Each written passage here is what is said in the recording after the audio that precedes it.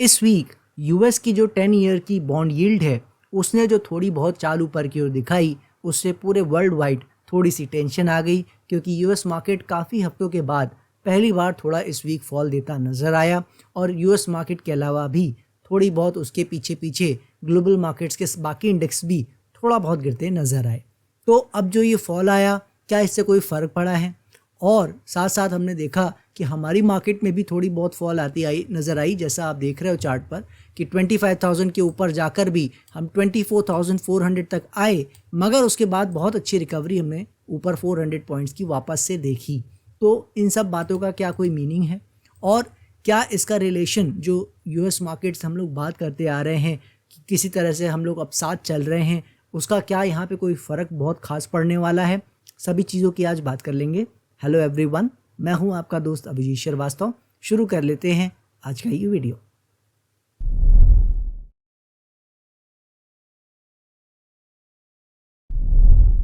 इससे पहले हम लोग सेक्टर्स के बारे में बात करें, अपनी शुरुआत करें वीडियो की, उससे पहले मैं यहाँ ज़रूर अपडेट करना चाहूँगा कि हमारी मार्केट में इतना कोई ऐसा मेजर अपडेट नहीं है, कोई ऐसा शिफ्ट नहीं है ट्रेंड में या व्यू में हमारे, जिसको लेकर हम कोई बहुत गहरी चर्चा करें।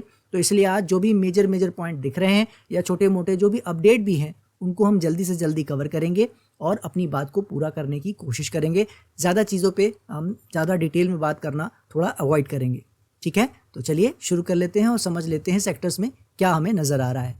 फार्मा से शुरुआत करें तो फार्मा आप देख रहे हो एज इट इज़ समय बिताता नज़र आ रहा है हमारे दिए हुए एरियाज 22,300 के नीचे, ठीक है? जब तक इन एरियाज़ को ब्रेक ऊपर डिसाइसिवली नहीं कर देता है, तब तक ये इसी तरह रेंज बाउंड रह सकता है। इसके ऊपर थोड़ा ऊपर चलेगा तो चाल फिर अच्छी एक बार हमें देखने को और मिल सकती है। बात करें अगर मेटल की, तो मेटल आप देख रहे हो वो एक चाल जो मैंने कहा था आ सकती है, वो आपको आती इस वीक नज़र आई। हालांकि मैं फिर बता दूं, इसके लक्षण अच्छे नहीं हैं, जो मैं लगभग हर वीक इस लाइन को शायद बोलता हूं, वो आपको याद दिलाने के लिए कि ये जो भी कुछ कर रहा है अच्छा, वो अभी टेम्परेरी है, परमानेंट कुछ अभी अच्छा हुआ नहीं है। जैसा कि आपको पता है हम सभी सेक्टर्स में अभी तक बाउंस की कैटेगरी में ही सबको ऊपर जाता देख रहे हैं, ठीक है? तो इसका भी लक्षण ठीक नहीं है। याद रखिएगा, जो भी चाल आ रही है अभी तक बाउंस की कैटेगरी में ही है। एनर्जी अगर हम देखें तो एनर्जी ने एक बहुत अच्छा बाउंस, मुझे कहना चाहिए साइजेबल बाउंस एक ले लिया है। समय मुझे लगता है इसके पास थोड़ा बहुत और है, तो ये बिल्कुल थोड़ा और एक पुश लेना चाहे 29,500 30,000 की साइड तो बिल्कुल ले सकता है। अदरवाइज जैसा हम लोग बात करते हैं ना, एक मिनिमम एक स्टैंडर्ड बाउंस जिसको कहते हैं, वो एनर्जी ने मेरे हिसाब से 90% करीब पूरा कर लिया है। एनर्जी एटलीस्ट ये शो कर रहा है कि इसका बाउंस जो है एक ठीक ठाक वाला बाउंस पूरा हो रहा है। कल को ये और समय और चीज़ें बढ़ाना चाहेगा तो फिर हम उसको देखेंगे प्राइस के साथ, ठीक है? तो इसमें थोड़ा ध्यान रखेंगे विशेष। आईटी इंडेक्स भी इसी तरफ इशारा कर रहा है कि समय इसके पास थोड़ा ज़्यादा है। आप कह सकते हो कि इसने अपना 60% टाइम बिता लिया है, 30-40% टाइम में ये बचा है करेक्शन और। लेकिन जो पॉइंट इसका मैंने आपसे बताया था ना कि इसका गिरना बाद में शुरू हुआ था, बाकी पहले गिर गए थे, बढ़ना भी बाद में शुरू हुआ है बाउंस, इसलिए इसमें समय थोड़ा ज़्यादा बचा है। लेकिन जो इसका बाउंस का प्राइस का जो मैंने आपको बताया है, वो प्राइस थोड़ा सा मेरे हिसाब से पूरा हो रहा है। 40,000 के आसपास अगर जाना चाहे तो ठीक है, वरना ये 42-43,000 तक जाए ऐसा हम एक्सपेक्ट कर नहीं रहे हैं आज, ठीक है? तो अगर उस तरफ जाएगा तो देखेंगे, अदरवाइज 40,000 के आसपास या उससे नीचे प्राइस में इसका काम पूरा हो सकता है। ऐसा आईटी सेक्टर अभी फिलहाल दिखा रहा है।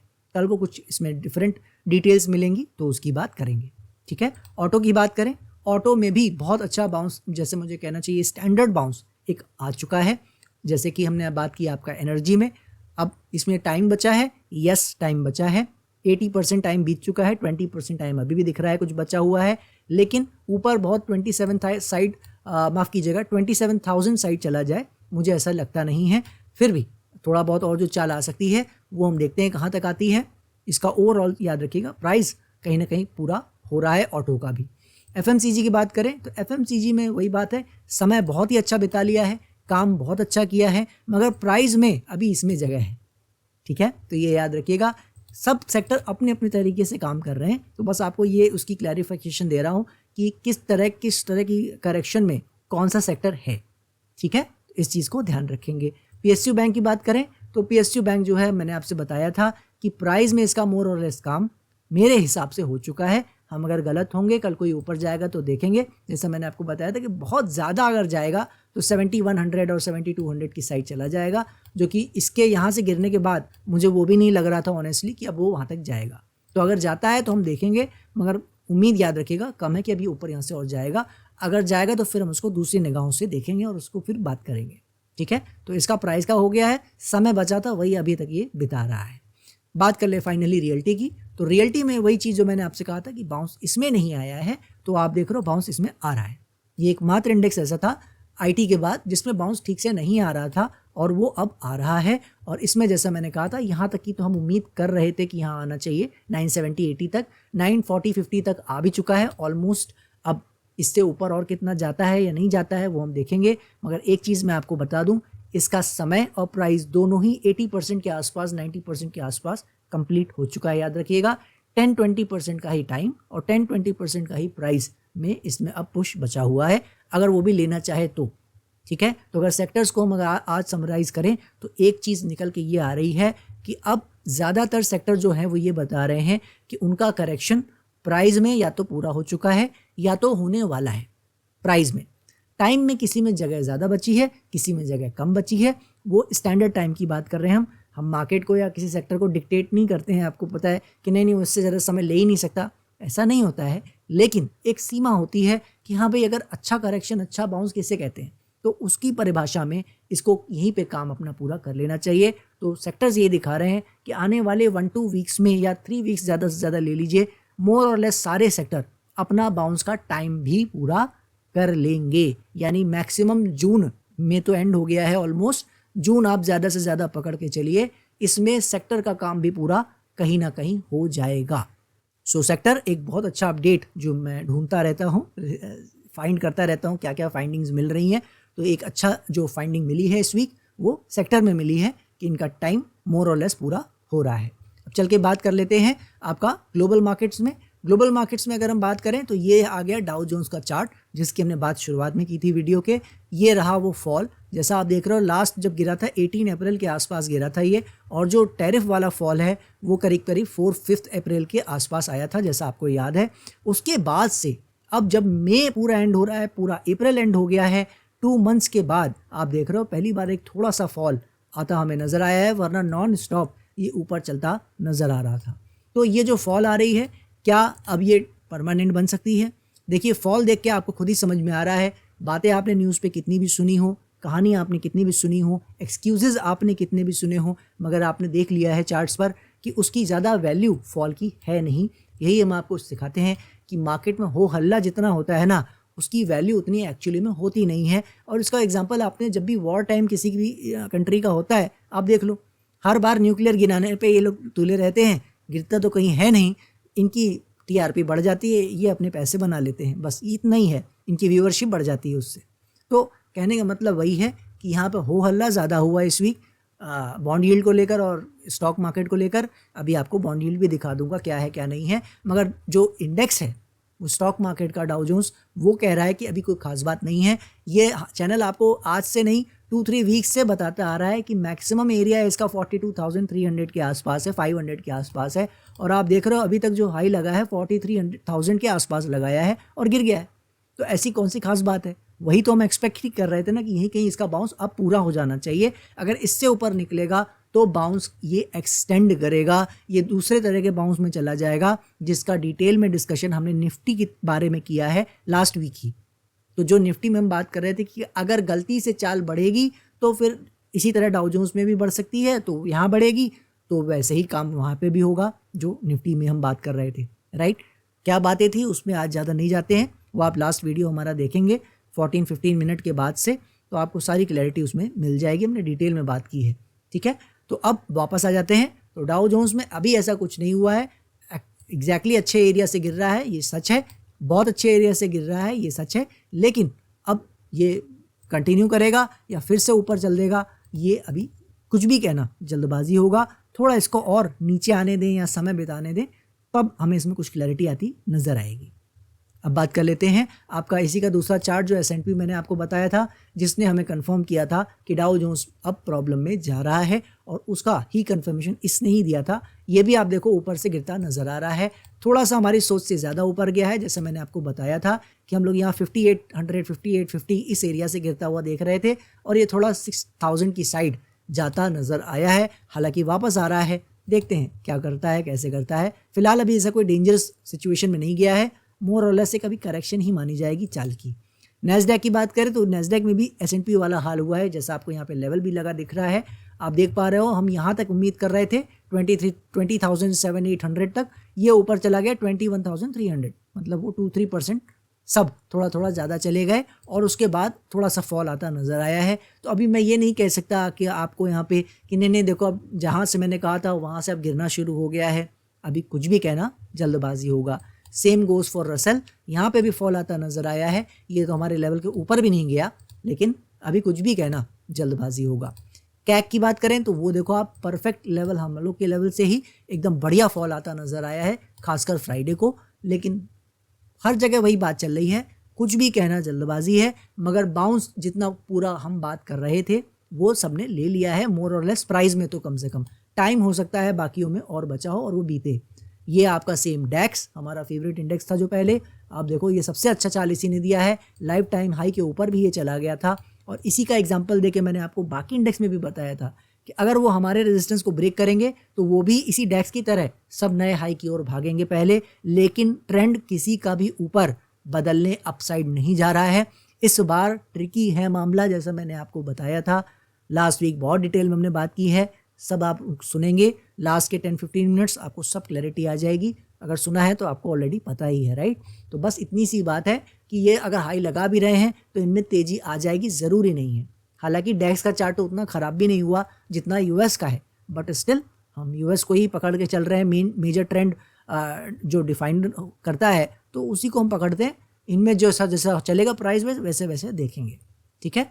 UK 100 की बात करें, इंग्लैंड की, वो भी अभी आप देख रहे हो थोड़ा रेंज बाउंड चल रहा है, ऊपर से थोड़ा फॉल भी आया है, और ये भी आप जैसा देख पा रहे हो, अगर मैं डेली चार्ट पे ले आऊँ थोड़ा समझने के लिए, हाई के आसपास ये भी ऑलरेडी आ चुका है। तो ये क्या करेगा हम उसको देखते हैं। फिलहाल इन किसी में भी इंडेक्स आप देख रहे हो कुछ ऐसा बड़ा साइन नहीं मिल रहा है जितना हो अल्लाह इस वीक हुआ है। निकाई में पहले से बहुत अच्छी चाल आ रही थी, वो लास्ट वीक से ही गिरता नजर आ रहा है, कोई खास इशू नहीं है। ये बड़े खेल में है, जैसा आपको पता है बवस्पा मैंने आपसे कहा था कि ऊपर हाई ज़रूर लगा रहा है, मगर ये भी उसी कंडीशन में है, वही कैंडिडेट है ये भी कि इसको भी नीचे ही आना चाहिए। अभी समय इसने पूरा बिताया नहीं है, अगर चला जाएगा तो हम रिस्पेक्ट ज़रूर करेंगे, मगर अभी कुछ कहना जल्दबाजी होगा। चल के और इंडेक्सेस देख लेते हैं।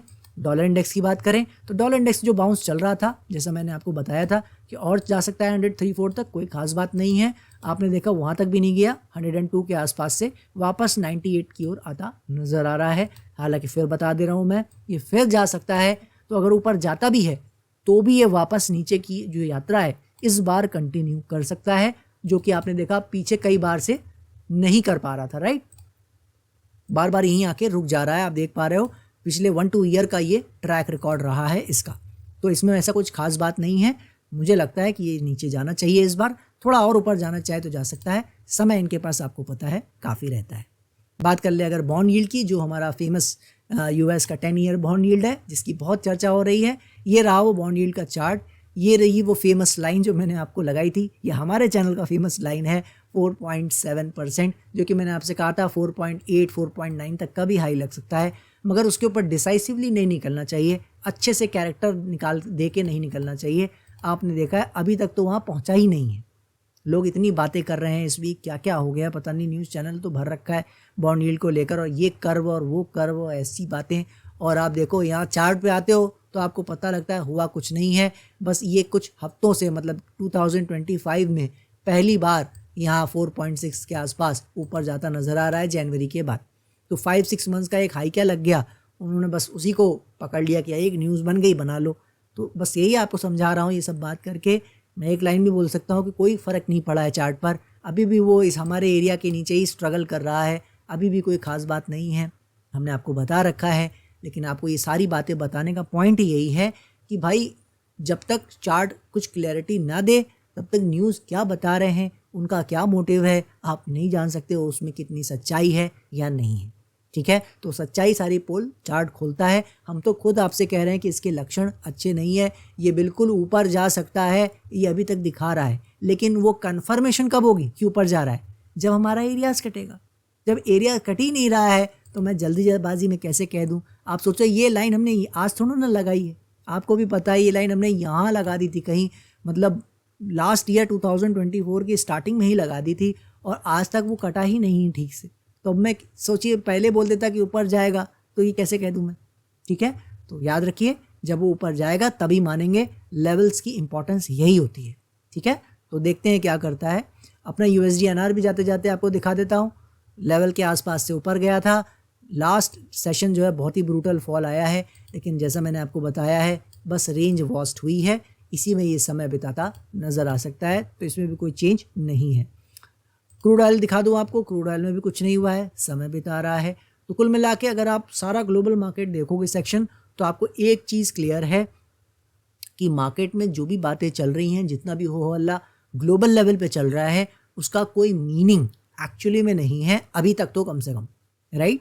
तो इसीलिए पहले वो हो जाने दे, लेवल कटने दे, तब हम उस बात को मानेंगे। तब तक हमें ज़्यादा टेंशन लेने की ज़रूरत एटलीस्ट बॉन्ड यील्ड को लेकर या ग्लोबल मार्केट को लेकर नहीं है।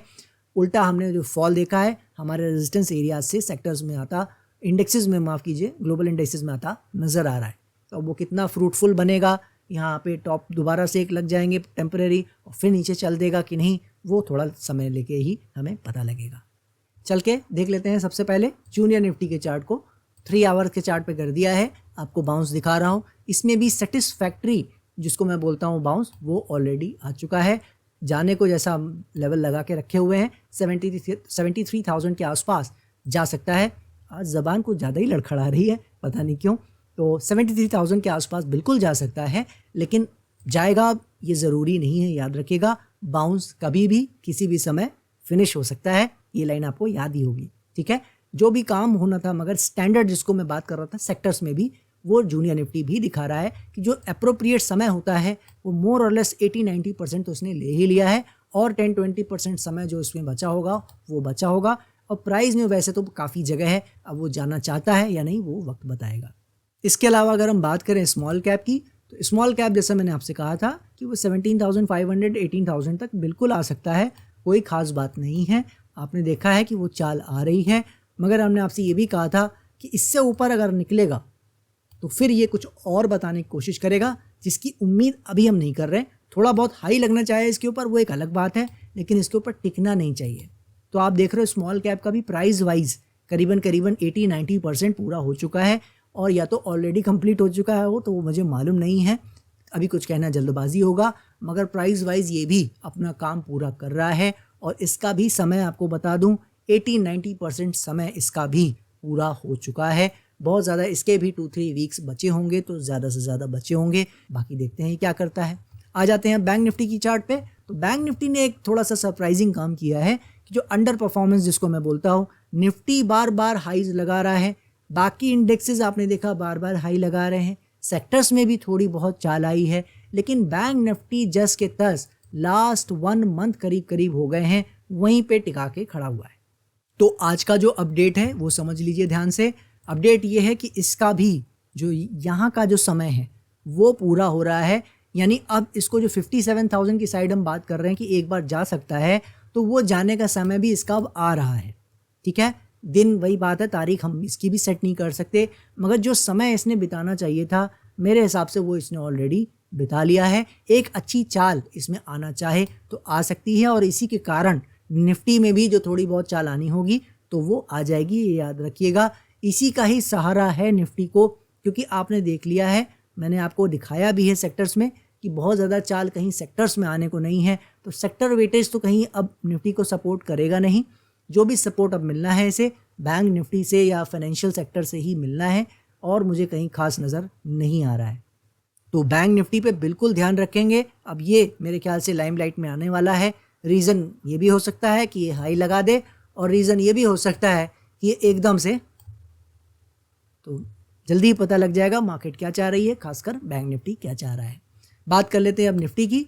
निफ्टी की बात करें तो आपको ये दिख ही रहा है साफ साफ, जो हमने बात की थी कि हमारी नज़र में ये एरिया बहुत अच्छा था 24,100 से 300, लेकिन जो पहलगाम का हमला हुआ उसके कारण आपने देखा जो हम बात कर रहे थे यहीं पे कि 1-2 हाइज लगेंगे, वो इस वीक हमने देखा लास्ट 2 वीक्स में 1-2 हाइज ने थोड़ा सा ऊपर 25,000 के ऊपर जाने की कोशिश की और वहाँ लगा दिए।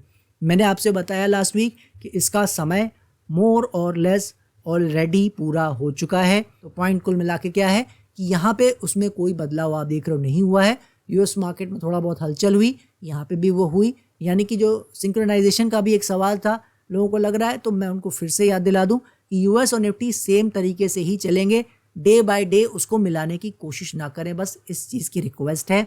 और इसीलिए जो यूएस के बॉन्ड यील्ड की बात हमने आज की है, करते तो हमेशा से आ रहे हैं हम लोग, दिखाते ही हैं ग्लोबल सेक्शन में, लेकिन जो उसका थोड़ा बहुत हल्ला मच रहा है ये याद रखिए वो जेन्युइन भी कुछ हद तक इसीलिए है कि हमारी मार्केट यूएस के साथ चल रही है। तो अगर बॉन्ड यील्ड कल को प्रॉब्लम करेगा, जो कि अभी नहीं कर रहा है, जितना लोग हल्ला मचा रहे हैं उसमें अभी दम मुझे नहीं दिख रहा है क्योंकि मेरे चार्ट ने मुझे नहीं बताया, तो अभी हम ज़्यादा आगे आगे ना बढ़ें। बाकी अगर बॉन्ड यील्ड प्रॉब्लम करता ही है तो यहाँ तो ये चैनल आपको बता ही रहा है कि बाउंस के फिनिश होने का समय आ रहा है, या मुझे कहना चाहिए ऑलमोस्ट आ ही गया है। मैं बस डेट पिन नहीं कर पा रहा हूँ हमारी एनालिसिस के हिसाब से। बाकी ये तो मार्केट है, सुप्रीम है, ये और समय लेना चाहती है 2-3 मंथ्स, और बाउंस बढ़ाना चाहती है या ऊपर जाना चाहती है, हम उसको हम्बली एक्सेप्ट करेंगे। लेकिन अभी हम ना उसको एनालाइज कर रहे हैं, ना हमारी एनालिसिस में वो आ रहा है, ना ही हम उसको एक्सपेक्ट कर रहे हैं। वो चांसेस 5% के ही हैं और अभी हम 5% की कैटेगरी में डाल के उसको रखे हुए हैं। तो कल को वो कुछ ऐसे दशा दिखाएगा तो हम मान लेंगे, है ना। तो अगर ये सब बातें बॉन्ड यील्ड को लेकर चल भी रही हैं तो मैं बस आपको समझा रहा हूँ कि ये तो हमारे व्यू को और मजबूत करेगा।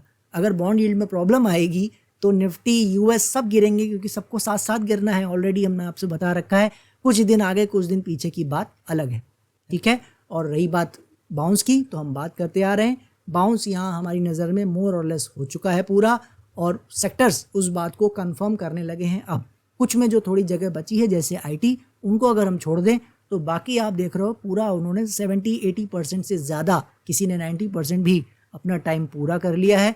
तो अब बस वो कहते हैं ना, डेट ढूंढ रहे हैं हम लोग सेक्टर्स में भी, तो सेक्टर्स भी अलाइन हो रहे हैं गिरने के लिए या बढ़ने के लिए। वो हम गलत हो जाएं पूरी तरह और वो ब्रेकआउट दे दे सारे, तो वो देखिए, वो जैसा मैंने बताया, अगर हम गलत होंगे तो फिर देखेंगे। लेकिन जो समय आ रहा है वो यही बता रहा है कि अब इनको आने वाले 1-2 वीक्स में, ज़्यादा से ज़्यादा 3 वीक्स में सभी सेक्टर को भी घूम लेना चाहिए। मई के एंड तक निफ्टी बता रहा है कि इसको घूम लेना चाहिए। जो बैंक निफ्टी है वो बता रहा है कि उसका जो रेंज बाउंड सिचुएशन है वो भी एंड हो रहा है, उसमें एक हाई लग सकता है ना। और डाउ जोन्स और ग्लोबल मार्केट के इंडेक्स जो दिखा रहे हैं उसमें ज़्यादातर इंडेक्स बता रहे हैं कि उनके बाउंस का प्राइस वाला मामला जो है वो तो पूरा हो ही गया है। थोड़ा समय अगर ऊपर वो बिताना चाहें तो अलग बात है। तो कहीं ना कहीं आप देख रहे हो हर जगह अब वो सिंक्रोनाइजेशन इस तरीके से हो रहा है, सब कुछ कहीं ना कहीं ऑलमोस्ट पूरा हो रहा है, कहीं प्राइस, कहीं टाइम, कहीं दोनों, राइट। तो इसीलिए बस कहते हैं ना कि हम लोग मार्केट नहीं चला रहे हैं, मार्केट को प्रिडिक्ट कर रहे हैं फ्यूचर क्या हो सकता है। तो बस आज कि कल कि अगले हफ्ते, बस यही हम बस इंतज़ार कर रहे हैं अब कि ये कब ये यहाँ पे अपनी कहानी फिनिश करेगा। किस चीज़ का इंतज़ार इनको है, कोई ट्रिगर पॉइंट आने वाला है, कोई ऐसी न्यूज़ आने वाली है, तो वो मुझे मालूम नहीं है। कई बार मार्केट इंतज़ार करती हैं ऐसे इवेंट्स का, उनको पता होता है। कई बार वो अपना कुछ पोजीशन को लेकर मामला क्लियर कर रही होती है। तो सीट बेल्ट बांध के रखिए। काउंटडाउन जैसा मैंने आपको लास्ट वीक भी कहा था अब शुरू हो चुका है। डेट, बस कहते हैं ना शादी की, वो डेट निकलनी बाकी है। जैसे ही नगाड़े ढोल बजेंगे समझ जाइएगा कि काम शुरू हो गया है, यानी जैसे ही कोई बड़े बड़े फॉल आपको दिखते नज़र आ जाए तो समझ जाइएगा कि काम शुरू हो गया है। अदरवाइज़ जो भी होगा वो हम आपको यहाँ देखते और बताते रहेंगे भी। बस जाते जाते यही और कहना चाहूँगा कि मार्केट में अभी किसी भी चीज़ ने ऐसा सिम्टम हमें नहीं दिखाया है कि ये इस बाउंस को बहुत ऊपर ले जाने में कामयाब हो जाएगा। थोड़ा बहुत हाई ऊपर नीचे लगा ले, वो देखिए मैं इंडेक्स के पॉइंट्स नहीं काउंट कर सकता कि यहाँ टॉप लग जाएगा, यहाँ टॉप लग जाएगा। इस चैनल का कभी पर्पज़ रहा भी नहीं। हालांकि मोस्ट ऑफ द टाइम हम ठीक भी रहे हैं, या आपको भी पता है, आप हमारे व्यूज़ को देखते आ रहे हैं, राइट। हर समय तो नहीं हो सकते, तो अब मैं यहाँ पिन पॉइंट नहीं कर सकता क्या हाई लगेगा या ऑलरेडी लग चुका है। मगर हमारा मानना है बहुत ऊपर चला जाए, संभावना उसकी होती है, लेकिन अभी ऐसा कोई भी लक्षण हमें ना प्राइस पे दिख रहा है, ना साइकोलॉजी की डिमांड है।